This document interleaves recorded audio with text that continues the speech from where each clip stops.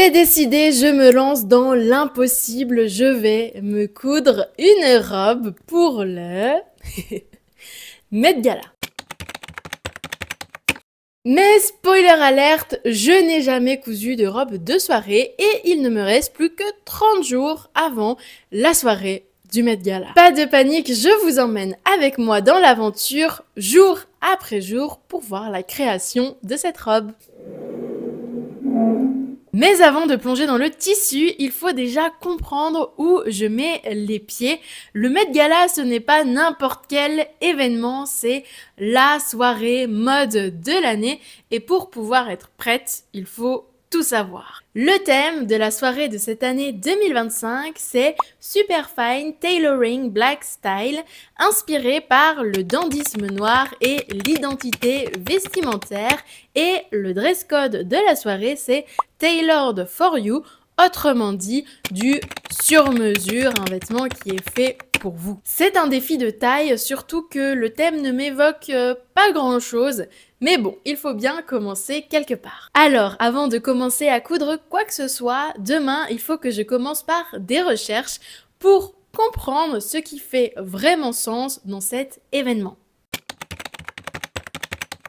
Imaginez que vous receviez une invitation pour le Met Gala.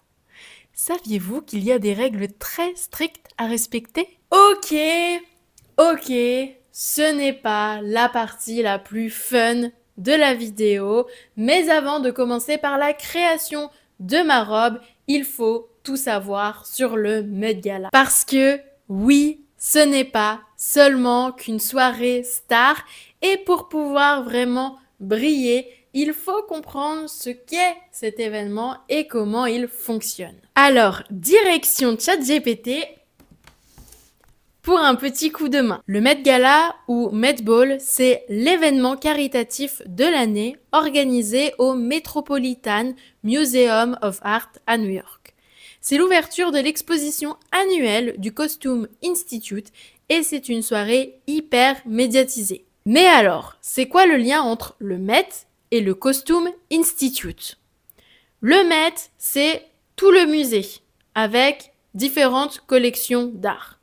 Le Costume Institute, c'est la section mode qui organise l'expo du Met Gala. Et vous vous demandez sûrement où vont les fonds récoltés, comme c'est un événement caritatif. Ils servent à financer le Costume Institute, exposition, conservation et recherche sur la mode. C'est l'un des événements caritatifs les plus lucratifs. Mais on le sait, le but de cette soirée Met Gala, ce n'est pas seulement de récolter de l'argent. Le Met Gala, c'est une célébration de la mode comme art. Chaque année, un thème est donné, inspirant des créations folles, et l'événement devient un incontournable médiatique, influençant les tendances et les conversations. Sans oublier que c'est un terrain de jeu stratégique pour les maisons de luxe et les célébrités. Et bien sûr, il y a des règles à respecter. L'invitation est exclusive et doit être validée par Anna Wintour. Le dress code est imposé. Il n'y a pas le droit aux selfies, mais il y a toujours des stars pour braver la règle. Le dîner est végétarien et les placements sont ultra calculés. Et enfin, le tapis rouge, c'est du sérieux. Chaque look est scruté à la loupe. Bon, on va se le dire. Anna Wintour a validé mon inscription. Donc maintenant, on va passer à la compréhension du thème pour pouvoir créer une tenue à la hauteur de cette soirée. Maintenant que l'on connaît les bases, parlons du thème et du dress code du Met Gala 2025. Le thème a été révélé en octobre dernier et le dress code en février.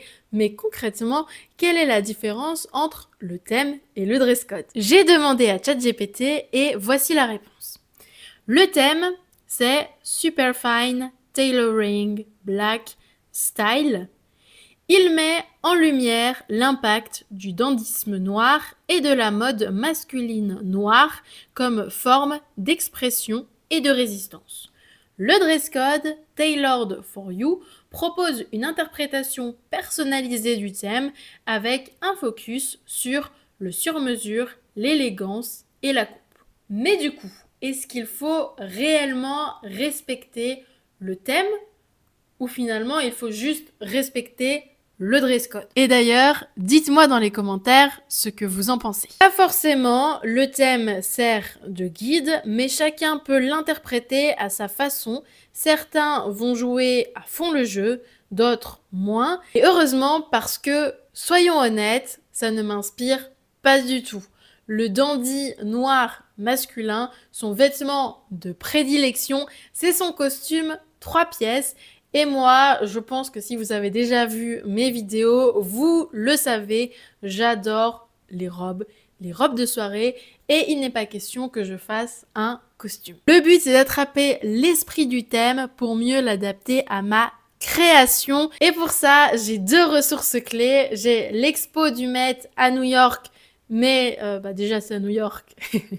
Et puis ensuite, la soirée du Met consiste à célébrer l'ouverture de l'exposition, donc du coup, elle n'a pas encore lieu. Et le deuxième point, c'est le livre de Monica Miller, Slaves to Fashion, Black Dandyism and the Styling of Black Diasporic Identity. Même en français, c'est compliqué. Mais en fait, l'exposition du Met s'inspire directement de ce livre. Donc je pense que c'est vraiment ce livre qui va être à la base du thème. Il y a évidemment d'autres bibliographies que l'on peut aller chercher comme des documentaires, des vidéos sur Josephine Baker, Langston Hughes, Richard Wright. Et on peut également aller chercher des vidéos sur YouTube sur Virgil Abloh et Dapper Dan. Bon écoutez, j'ai plus qu'à aller bosser, à aller regarder toutes ces bibliographies, à aller commander ce fameux livre de Monica Miller. Et puis on se retrouve demain. Je vous fais un résumé de tout ce que j'ai appris. Après avoir fait pas mal de recherches, je vous apprends ce que j'ai appris sur le dandysme noir. Ce n'est pas juste un style vestimentaire, c'est un acte de résistance. Né au XVIIIe siècle, le dandysme noir permettait aux hommes noirs de se réapproprier leur image et de briser les stéréotypes en détournant le dandysme européen malgré leur accès limité aux vêtements de luxe. Au XVIIIe siècle, Frederick Douglass, qui est un ancien esclave devenu écrivain et activiste, incarne ce mouvement avec sa recherche de l'élégance, son apparence soignée devenant un acte politique pour défier les stéréotypes raciaux. Plus tard, Josephine Baker, icône des années 1920, utilise la mode pour subvertir les représentations raciales. Son costume en banane sur scène est une manière de réécrire son histoire et de contrôler son image tout en défiant les attentes imposées par la société coloniale. Dans les années 80, Dapper Dan révolutionne la mode en fusionnant le luxe européen et la culture urbaine. Il détourne les logos des grandes maisons de luxe pour créer des pièces audacieuses et iconiques, influençant profondément le hip-hop et la mode contemporaine. Après avoir longtemps été ignoré, Gucci collabore finalement avec lui, reconnaissant son impact majeur. Aujourd'hui, Virgil Abloh, créateur d'Off-White et directeur artistique de Louis Vuitton, continue cette révolution en mélangeant le streetwear et la haute couture. Son travail brise les frontières du tailoring traditionnel, ouvrant des portes pour les designers noirs dans l'industrie du luxe. Pourquoi c'est important pour ma robe ? En fait, ce qu'il faut bien comprendre, c'est que le dandysme noir, ce n'est pas qu'une question d'esthétisme, mais une question d'expression et une question de résistance. Je vais peut-être envisager de m'inspirer de Josephine Baker et du tailoring masculin pour créer ma robe, mais bon, ça reste à voir. D'ailleurs, j'ai reçu le livre Slaves to Fashion, Black Dandyism and the Styling of Black Diasporic Identity de Monica Miller. Et donc du coup, c'est le fameux livre à partir duquel l'exposition du Met Gala a été inspirée. Donc c'est vraiment la base du thème et je pense que c'est super important de le lire avant de me lancer dans la création de ma robe. Donc je vais me mettre, je vais lire ça tout de suite. Et demain, je vous fais un résumé de ce livre en vous apportant des informations complémentaires à ce que je viens déjà de vous dire. J'ai enfin terminé ce livre, le livre Slaves to Fashion de Monica Miller. C'était un livre qui était particulièrement compliqué à comprendre parce que déjà il est disponible que en anglais, il n'est pas traduit et en tout cas je ne l'ai pas trouvé en français. Et ensuite le contenu, je pense que même en français c'est compliqué, c'est un contenu assez sociologique. Je le qualifierais comme ça. Mais donc, c'est parti. Voici ce que j'ai appris en plus grâce à ce livre et les passages qui m'ont particulièrement marqué. Le livre détaille d'abord comment au XVIIIe siècle, les hommes noirs, bien souvent réduits à l'esclavage, ont utilisé l'élégance comme un moyen de s'affirmer malgré leur statut social inférieur. Mais ce n'était pas juste une question d'apparence, c'était un acte de défiance face à une société qui les dévalorisait. Ces hommes détournaient les codes de la mode européenne pour créer leur propre langage visuel. Dans ce livre, on a très peu d'informations en ce qui concerne la mode telle qu'elle, c'est-à-dire comment ils s'habillaient. On a quelques images par-ci, par-là, mais c'est que du texte. Et donc c'est vrai que moi je m'attendais à avoir plus de détails sur comment le dandy noir s'habillait. Et en fait, les seules informations que l'on a... Alors évidemment, ce livre parle d'une histoire sur plusieurs siècles, sur différents continents, et chaque personne s'habille différemment d'une tenue qui lui est propre. Donc là, on fait des généralités, mais bien évidemment que c'est beaucoup plus divers et plus complexe que ce que je vais résumer ici. Alors, ce que j'ai appris, c'est que le dandy noir va s'inspirer des codes du dandy européen, c'est-à-dire du costume. Le costume 3 pièces, vous voyez un homme très élégant, justement la première de couverture. En fait, déjà, il veut montrer qu'il a sa place dans la société en tant qu'homme et en tant qu'homme respectable, puisqu'il sait bien s'habiller d'une part, et d'autre part, alors ça évidemment ça dépend des personnes encore une fois, et des moments dans l'histoire, mais déjà il y a une volonté de montrer sa propre personnalité, c'est-à-dire d'utiliser le costume européen, mais tout simplement montrer leur propre personnalité en ajoutant par exemple certaines choses liées à leurs origines, à leurs histoires, au niveau des tissus par exemple, au niveau des couleurs, au niveau des matières. Et il y a une volonté de certains autres hommes, c'est-à-dire de clairement se faire remarquer et donc du coup d'avoir une tenue beaucoup plus ostentatoire. Au niveau du choix, encore une fois, des coloris, des formes, des motifs. Et donc l'idée vraiment, c'est de se faire remarquer et de dire en gros, moi j'existe, je suis là et j'ai ma place dans la société. Ce que ce livre m'a apporté, c'est finalement une compréhension plus profonde de ce que c'est que le dandysme noir et de pourquoi et de comment ils utilisaient le vêtement pour s'affirmer, pour montrer leur identité. Il faut essayer de se mettre, en fait ça donne vachement du contexte, il faut essayer de se mettre vraiment dans les mentalités de l'époque. Alors je tiens à faire un petit disclaimer, je ne suis pas prof d'histoire, je n'ai pas de compétences sur ce sujet, je suis une personne, on va dire lambda, qui se renseigne par elle-même via des informations sur internet, des bibliographies et des livres, et qui essaye de vous transmettre ce qu'elle a appris. Donc si jamais c'est un sujet qui vous intéresse, et déjà je vous mets toutes les informations dans la description de tous les documents que j'ai consultés, et puis ensuite on peut en discuter de manière bienveillante dans les commentaires si je fais des approximations et que vous souhaitez en rajouter. Ce que j'ai choisi de retenir sur le thème du dandysme noir dans le cadre de la création de ma robe, c'est l'utilisation du vêtement comme moyen d'expression, comme moyen de communication, comme moyen d'affirmation, comme moyen de montrer qu'on est légitime à avoir une certaine place dans la société ou dans un certain contexte. Dites-moi dans les commentaires ce que vous pensez de ce thème, si c'est un thème qui vous inspire, si c'est un thème que vous trouvez intéressant.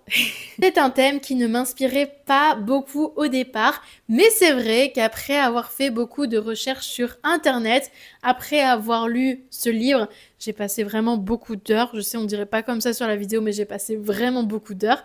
J'ai appris énormément de choses. J'ai vraiment pu m'imprégner du thème au-delà de vous en faire juste une petite conclusion. Je pense que j'en sais assez sur ce thème maintenant et qu'il serait intéressant de passer au dress code puisque c'est un dress code qui est quand même très intriguant. Et généralement, il y a toujours un double sens, vous savez. Ah, le dress code. Tailored for you. Littéralement fait sur mesure pour vous. Mais est-ce qu'il n'y aurait pas un double sens? D'un côté, le mot tailored vient de tailleur, l'art de créer des vêtements sur mesure comme les dandys en étaient maîtres. Pour eux, le tailleur symbolise l'élégance, la sophistication, un moyen d'affirmer leur identité. D'un autre côté, for you renvoie vraiment à l'idée d'un vêtement qui est conçu pour vous, pour exprimer votre personnalité et qui vous représente pleinement. Ce n'est pas juste une question de forme, mais de contenu. Il faut que la tenue reflète qui nous sommes profondément et qu'elle soit un acte de puissance personnelle, une affirmation de soi. Ce dress code demande donc à réfléchir à ce qu'on veut montrer au monde à travers ce vêtement. Il ne s'agit donc pas de copier qui que ce soit, mais bien de venir montrer sa propre personnalité, sa propre identité. La robe que je vais créer doit donc être un reflet fidèle de moi-même, de ma personnalité, tout en restant fidèle au thème du gala. Et ça, c'est pas si facile. C'est le moment de commencer la création de mon mood board, de mon tableau d'idées. Mais honnêtement, je suis un petit peu perdue, je ne sais pas trop par où commencer. J'ai appris énormément d'informations ces derniers jours, mais concrètement, quel est le rapport entre tout ça et moi? Franchement, je suis perdue. Si jamais vous avez des conseils, n'hésitez pas à me les dire en commentaire. Ce qu'on peut faire, c'est vraiment venir décortiquer et y aller étape par étape. Donc, on va commencer avec le dress code Tailored for You et on va d'abord s'intéresser au terme tailor. Le tailoring, c'est la coupe parfaite, structurée avec des éléments techniques comme des épaulettes marquées, une taille cintrée, des revers bien définis, des tissus comme la laine, le satin, qui apportent vraiment le volume et la classe. Cela évoque la précision, le sur-mesure, la rigueur. Je vais peut-être intégrer quelques-uns de ces éléments dans ma création pour essayer de rappeler, en fait de faire des rappels au costume. Ensuite, après, du coup, pour la partie for you du dress. Je pense que vraiment for you, c'est vraiment le côté sur-mesure, mais il y a vraiment... Il faut venir raconter mon histoire personnelle et avant de savoir ce que je vais vous raconter, il faut que je fasse de l'introspection, tout simplement. J'ai pris le temps de faire une introspection, de brainstormer sur tout ce qui traverse ma tête, ma personnalité, mes passions, mon travail, ma vie. C'est un processus assez intime, donc je ne vais pas tout vous montrer, mais je vais quand même vous partager ce que j'ai envie de transmettre à travers ma robe. Bon, il faut que je m'installe confortablement. Alors... C'est pas facile, hein. Il va falloir que je me dévoile un petit peu à vous pour vous raconter une petite partie de mon histoire finalement. Et cette petite partie de mon histoire que j'ai envie de raconter au travers de la création de ma robe.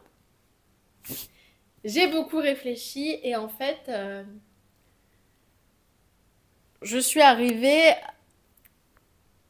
à une idée où je me suis dit que c'était un bon parallèle finalement avec le dandysme noir qui a utilisé le vêtement comme moyen d'expression pour, alors comme je l'ai dit, dans un cadre différent, vraiment de résistance, pour montrer qu'il avait sa place, son statut dans la société. Et moi j'ai eu un moment comme ça aussi, évidemment, dans une moindre mesure, où j'ai utilisé le vêtement pour m'affirmer, pour m'exprimer et pour montrer également que j'étais légitime à une certaine position. Quand j'ai été diplômée, j'avais peur qu'on me prenne pas au sérieux du fait de deux choses, du fait de mon âge, puisque je suis jeune, et du fait que je sois une femme, finalement, une jeune femme qui arrive dans l'industrie méca, qui est plutôt un milieu masculin quand même. En plus, j'étais une jeune femme très girly. Ça se voyait dans la manière dont j'étais habillée et en cours, j'étais celle qu'on appelait mademoiselle, vous voyez, avec un petit sourire. En stage, les hommes me traitaient plutôt comme leur fille ou leur petite fille. Ils venaient m'aider, me prêter main forte, vous voyez. Et, euh, et je vous avoue que ça me dérangeait pas du tout parce que ce côté princesse, je l'ai bien en moi quand même. Et ça me désavantageait pas puisque les hommes étaient là pour m'aider et pour me prêter main forte. Et enfin, je m'en fichais, j'étais que stagiaire, j'avais rien à perdre en gros. Mais sauf que j'ai eu mon diplôme et puis voilà quoi, faut que je rentre dans le monde du travail et c'est moi l'ingénieur. J'ai envie qu'on se dise qu'on me croit quoi, qu'elle a des compétences, qu'elle a de l'expérience, qu'on prenne au sérieux. J'ai alors adapté mon style vestimentaire mais du jour au lendemain. Je me suis dit, je peux plus m'habiller comme ça dans le cadre professionnel. Et alors, je suis toujours restée sur quelque chose d'assez féminin. Vous voyez, je porte beaucoup de robes, etc. Mais j'ai essayé de m'adapter et de choisir des vêtements qui font plus femme, qui font plus working girl, la femme d'affaires, pour essayer de me faire respecter dans ma position d'ingé. En fait, je voulais tout simplement que mon image, que quand on me voit au premier abord, eh bien, ça reflète ma maturité, qu'on me voit vraiment comme une femme, comme une ingé, qui a des compétences, qui a de l'expérience, et on va pas douter une seule seconde de mes compétences et de mon expérience, enfin de ma légitimité à être ici. Pourtant, le côté girly de mon style vestimentaire d'antan me manque parfois.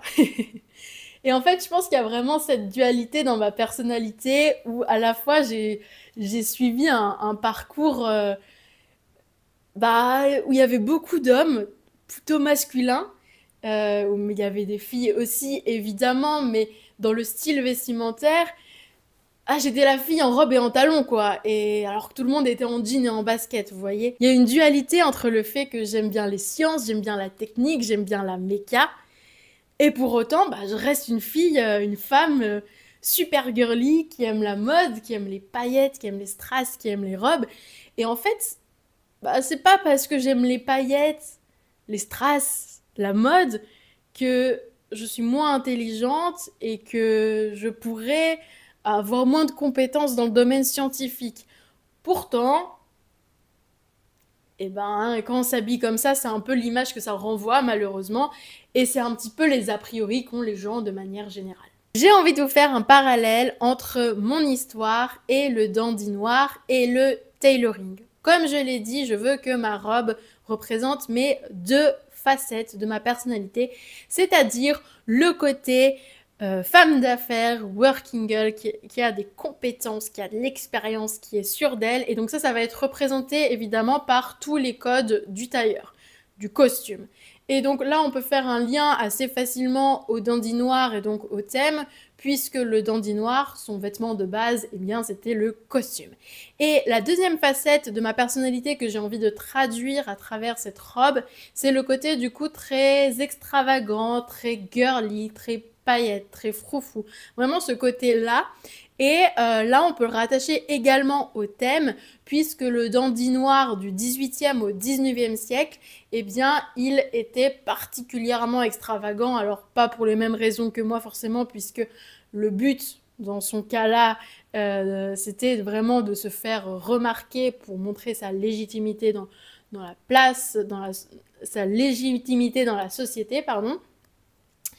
Mais voilà, du coup, voilà, je me suis perdue. Ce mélange entre structure et excentricité, entre rigueur et féminité, c'est exactement l'énergie que j'ai envie de transmettre à travers la création de ma robe. Demain, je passe au mood board vraiment visuel où je vais chercher des inspirations sur Pinterest pour pouvoir trouver des idées sur cette dualité. N'hésite pas à me dire dans les commentaires si tu as des idées à ajouter à mon moodboard et à t'abonner car la suite sort la semaine prochaine. Et dans la vidéo de la semaine prochaine, on va faire du coup les recherches d'inspiration, le moodboard, les dessins de plusieurs robes possibles pour le gala, la sélection de la robe pour le Met Gala et j'espère aussi commencer le modélisme, le moulage, mais là j'avoue je suis peut-être un petit peu ambitieuse. Allez, à la semaine prochaine!